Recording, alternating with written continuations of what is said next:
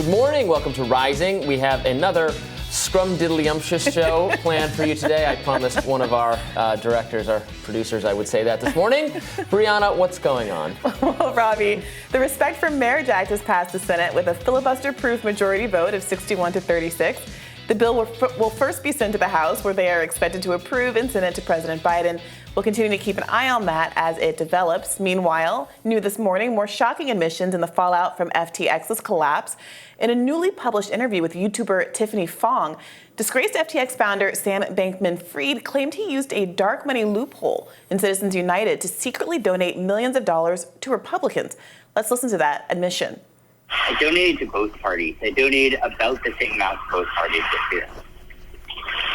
That was not generally known because despite Citizens United being literally the highest profile Supreme Court case of the decade and the thing everyone talks about when they talk about campaign finance, for some reason, in practice, no one can possibly fathom the idea that someone in practice actually gave dark. So, I don't know, all my Republican donations were dark. People won't see them. And the reason was not for regulatory reasons. It's because reporters freak the out if you donate to a Republican. They're all super liberal and didn't want to have that fight. So I just made all the Republican ones dark. But I was, whatever, second or third biggest Republican donor this year as well. But also it's all for the primaries. They didn't give anything to general elections. They don't give a shit about general elections. It's not what matters. Like, it's the primaries where you have good candidates against bad candidates. Now, this new claim comes just after Bankman-Fried told Fox that he used his firm Alameda Research to wire customers' deposits, adding another level of collusion between the failed crypto exchange and its sister company. Meanwhile, over at the now also defunct BlockFi, lawyers say the company will seek some $680 million from Alameda after claiming the trading firm defaulted on certain collateralized loans. So, interesting. So he did give a lot of money, he claims, and this hasn't necessarily been vetted. We don't know. We'll probably find out during the course of the criminal investigation into what's going on. But very well might be the case. We do know that he gave at least $1 million to a Mitch McConnell fund very late in the game. So no reason not to believe that he also gave significantly to Republicans. I think that is pretty interesting that, so he wanted to give a lot of money to both parties, but wants to give to Republicans secretly because the media reaction from giving to Republicans is so much worse than the media reaction from giving to Democrats. Yeah. Even though he's trying to achieve the goals of that spending from his standpoint are the same. Is to, structure the crypto regime in a favorable way to him. Yeah, because I'm sorry, I feel like a broken record. How many radars have I done where I've made this exact point, where I've shown someone's open secrets and said that one of these companies that's being characterized as like, super woke or liberal, whether it's Disney or one of these tech companies, equally gives to both parties. They know they cannot determine, like what he was saying about the primaries is what really matters. They can't determine the outcome of these elections, but they can make sure that regardless of who wins on either side of the aisle, it's stacked in their favor. That's the whole game. Yeah. That's what both parties have been playing. It's really not about left-right. It's about top-down. And it is a useful admission that he's willing to say it out loud. But I don't know, Robby, what do you think this means for the discourse around Sam Bankman-Fried, where I think a lot of conservatives, rightly, but in a way that's a little bit partisan, have been trying to attach Sam Bankman-Fried to the Democrats in particular? Yeah, I think that part of it was overhyped, and you should be careful about it because clearly he was also spending on sympathetic politicians in both parties. Now his media spending is very interesting, and part of his agenda of trying to buy media loyalty or friendliness in general, which totally worked. Yeah. Completely worked. If you look at the glorifying coverage of someone who seems sociopathic. He keeps talking. I mean, this is a giveaway. He keeps sharing his master plan in the way like the villain does when he's about to drop you into lava, like giving you just enough time to escape from the lava and turn the tables on him. Yeah. Like that's what he's doing. The irony is that, liberals eat this stuff up in particular, I think. They're really invested in the idea that all the problems in the world can be solved by someone who just has a big enough brain, who's worked at McKinsey for enough years. They really fetishize technocratic solutions. And so Sam Bankman-Fried is in some ways the perfect avatar for the liberal media to latch onto in this way. But I don't know how many times folks like this have to come along and then dramatically disappoint you the way that Elizabeth Holmes and a million others have before folks learn their lesson.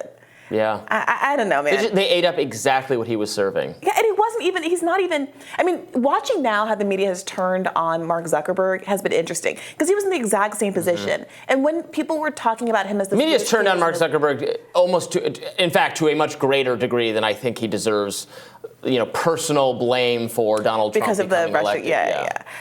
Fair enough. But it's not like he, was very charismatic and had a personality and all this charm and wisdom before and suddenly fell off and just became robotic and kind of like waxy the way that people characterize him now. He was always that way, but it just really goes to show you how much all of this is such a media creation. And these people hold on to their creations long past the point at which they're profitable. Zuckerberg could have sold out at the height of Facebook's. Well, he's doing fine. Obviously, he doesn't care that we're sitting here and making fun of him. His wealth has dipped because of Facebook's.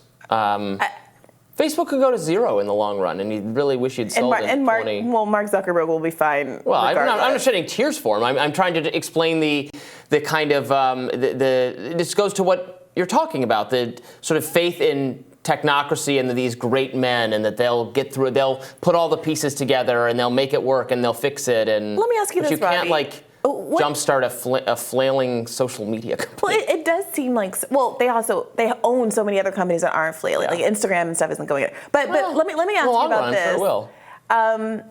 It seems to me, from my perspective, that so much of the crypto world hinges on exactly this kind of fetishization of great computer genius-y types of minds, and that they've just figured out something that the rest of the world hasn't figured out. It has this like independent maverick rogue streak, etc.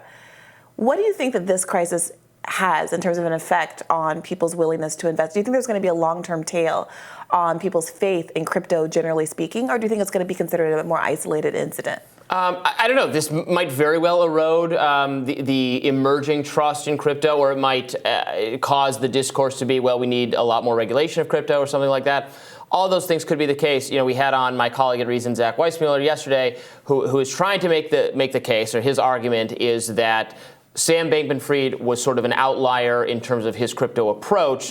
His approach was more like your traditional, or the people who have brought collapse to financial sector, who are part of like the traditional money-making sectors, and that the rest of crypto is about being is about the technology and about being accountable to each other and to the technology, and is not about these like a charismatic individual who's promising to do good and then ends up being evil. Yeah, I took his point about cryptocurrency as like a medium. That's one thing. Yeah. But these exchanges that are vulnerable to exploitation, like in the way that we saw here, that seems to me to be completely, because there is no regulation, dependent on trusting these kinds of figures. And I don't. Well, don't trust these kinds of figures. Right. Don't trust them. Don't buy into scams. Don't buy a timeshare. Don't do these things. Yeah. Invest your money carefully, maybe a little bit for fun, like you'd go to the casino. Don't bet the house. Don't do that. Don't be like our former host of this show, Sagar, admitted that he lost a significant amount of money, I think, in BlockFi. Yeah, so. I'll keep my money in the mattress for now. Same. Bury it out in the back. I don't have a backyard, but that's where I would bury it if I had it. Looking forward to your radar, Briahna. That'll be next. Stay with us.